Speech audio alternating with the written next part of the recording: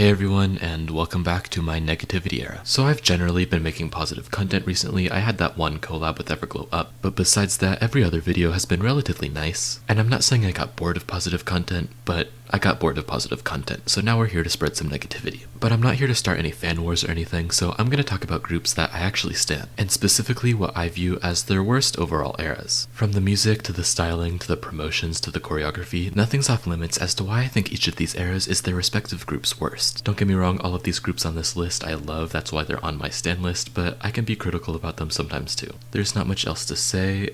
If you like the video, don't forget to leave a thumbs up, but yeah, besides that, let's just get into the first section.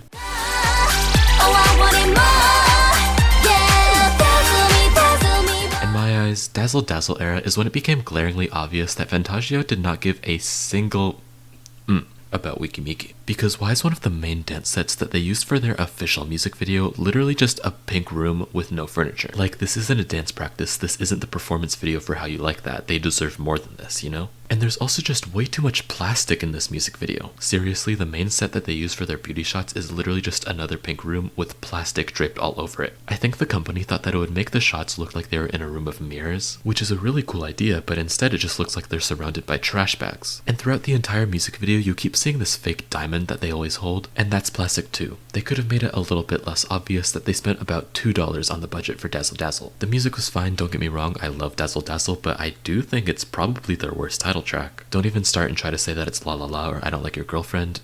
I will not accept that opinion. And the styling was also very meh. I mean, we did get blue hair Ellie and purple hair Rina, so that was awesome. But besides that, none of the other members stood out at all. And if you ask me to pick an era which really just encapsulated Fantagio's lack of care for Weki Meki, it would absolutely be Dazzle Dazzle.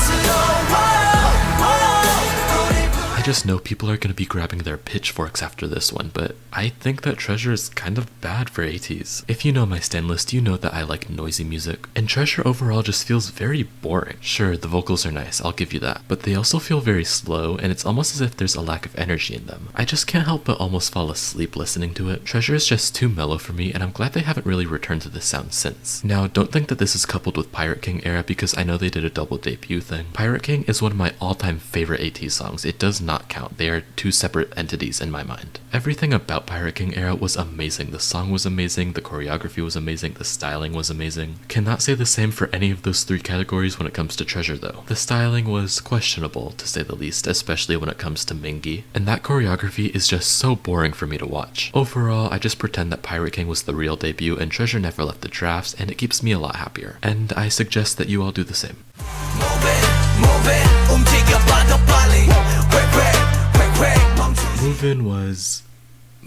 Move-In was a social experiment. It did not really happen. It was all pretend, okay? Outside of when people directly ask me about moving, I just do not acknowledge it at all. Like, it wasn't real, it was fake, it did not actually happen if you ask me. Did it add the first two skip songs in the MCND's discography? Did it have their most boring choreography yet? Was it one of my lowest points ever as a K-pop stan? No, because it didn't actually happen. Move-In was not a real era. It did not exist. This was actually Catwaltz era. Move-In and Reason were not actual songs. Catwaltz was the actual title track. Because Catwaltz was amazing and flawless. Catwaltz won the award for most digital streams on my personal Spotify account. Catwaltz is real music. Move-In is fake music that doesn't exist. It was absolutely a setup making Move-In the title track, and I need to have a word with whoever decided that. But I actually don't, because Move-In wasn't the title track. It actually was never released. It's actually not a real song. So I don't know why I'm so upset.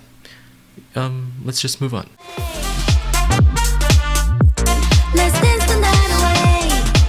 The first word that comes to my mind when I think of Dance the Night Away is forgettable. It's not even my least favorite Twice title track, but it is absolutely my least favorite era from them. Because if you think about it, what was iconic about Dance the Night Away? That was a real question. What was iconic about Dance the Night Away? The dance? I mean, maybe for like a day, but nothing else. And if you go a little bit further, who really stood out during Dance the Night Away? Because if you ask me, this era somehow made all 9 of the members absolutely forgettable. And even the member who got the best styling, Chaeyoung with that orange hair, that was absolutely incredible. She got like 2 lines, so she was forgettable too. And some of you may say, well, at least they didn't use a green screen this time for the music video. And to that I say, if you don't want to see them in front of a green screen, just watch Likey or The Feels, because those music videos are so much better. Like, Dance the Night Away is fine, I'll listen to it if it comes on shuffle, but nothing special about it, and that's really hard to do with Twice. So it's not even that I think Dance the Night Away was bad, I just think it was really boring.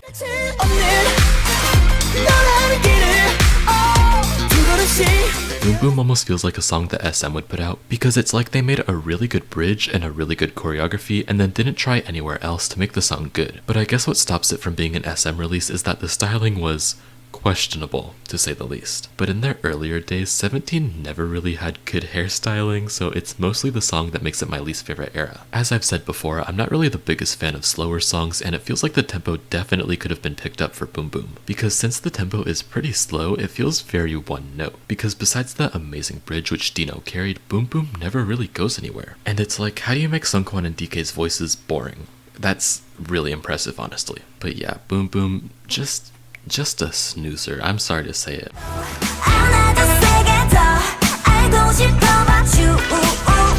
I've pretty loudly talked about how I don't like Hwa in the past, but the styling does put it above Señorita for me. And I know Shuhwa doesn't really have lines in either of these two eras, but how did they give the same treatment to Uki and Señorita? Like somehow two members were invisible. That's insane. You might say, oh, but Uki had lines. Saying ufu fu fu for 3 minutes straight is not having lines. That is... I don't even know what that is. That's just automatopoeia. Those, they don't count. And the styling was also... Well, actually, the styling was good for half of them. For Sujin, Soyeon, and Miyeon, the styling was amazing. But for the other three, they were... I do not know what they did to piss off the stylist, but they must have done something. Especially Minnie. They were very cruel to her. And the song, it's fine. The choreography, I-dle never have good choreography, so I don't really consider that a factor. But the one thing that I will say is that at least they had some good B-sides to back this era up. They had Give Me Your and Blow Your Mind, which were great, but the title track, man, I don't know, I go back and forth with Señorita. Sometimes I really like it, sometimes I don't, and right now I'm in a phase where I really don't like Señorita. Maybe in a month it'll change, I don't know, come to one of my live streams in a month and ask me if I like Señorita, then I might say yes, but right now, no. Absolutely not. Do not like Señorita. I'm looking forward to their comeback though. I don't know why people keep saying that I-dle are going to disband. They're literally not. They have said that they're planning for a comeback. People just like to say whatever, and you know what? Let them, because they're going to be very surprised when I-dle come back and they dominate the charts. But yeah, I guess that concludes this video. Thank you so much for watching, and I hope you're not too upset that I've re-entered my negativity era. You know, I might make a few more videos that are on the mean side, but I just have to like purge this negativity from my soul, and then we'll get back to being nice. Let me know what kind of videos you want to see in the comment section below. I know people have a bunch of different things that they want me to talk about, and I am totally up for suggestions. Oh, also my classic outro. Okay, thank you all so much for watching. If you enjoyed the video, don't forget to leave a thumbs up. If you want to see more from me, consider subscribing. And yeah, thank you all so much for watching, and I'll see you all in the next video. Bye now. Also, stan MCND. I think they're gonna have a comeback soon.